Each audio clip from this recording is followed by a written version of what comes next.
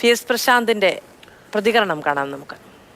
കഴിഞ്ഞ പ്രാവശ്യം ദർശനത്തിനെത്തിയത് 26,41,000 ഇപ്രാവശ്യം എത്തിയത് 30,87,000 30,87,000.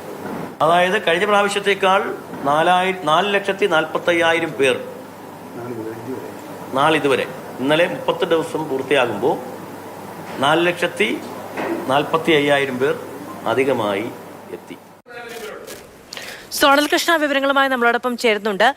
സോണൽ, റെക്കോർഡ് ഇന്നലെ 1,05,000-ഓളം പേർ മല ചവിട്ടി എന്ന് പറയുമ്പോൾ അവിടെയുള്ള തിരക്ക് നമുക്ക് ഊഹിക്കാവുന്നതാണ്. ധാരാളം പേർ മണിക്കൂറുകൾ കാത്തു നിൽക്കുന്നുണ്ട്. അവർക്കുള്ള അടിസ്ഥാന സൗകര്യങ്ങളും മറ്റ് സജ്ജീകരണങ്ങളും ഒക്കെ ഒരുക്കാനൊക്കെ സാധിക്കുന്നുണ്ടോ?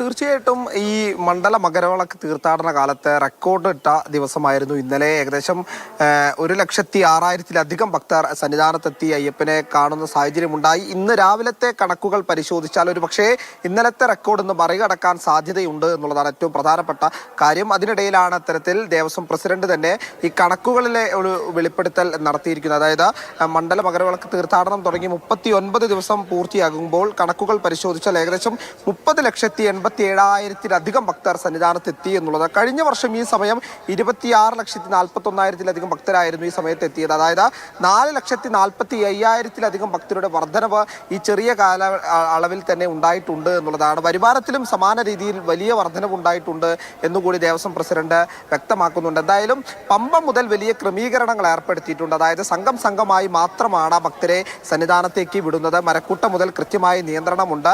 ഏതെങ്കിലും തരത്തിൽ ഏതെങ്കിലും ഭക്തർക്ക് ദേഹസ്വാസ്ഥ്യമോ അല്ലെങ്കിൽ മറ്റേതെങ്കിലും ആരോഗ്യ പ്രശ്നങ്ങളും ഉണ്ടായാൽ അത് പരിഹരിക്കാൻ വേണ്ട എല്ലാ സംവിധാനങ്ങളും തയ്യാറാക്കിയിട്ടുണ്ട് എന്നുള്ളത് വിവരങ്ങൾ നൽകിയത്. സന്നിധാനത്ത് റെക്കോർഡ് സംഖ്യയാണ് എല്ലാ ദിവസവും ഭക്തർ എത്തുന്നത്.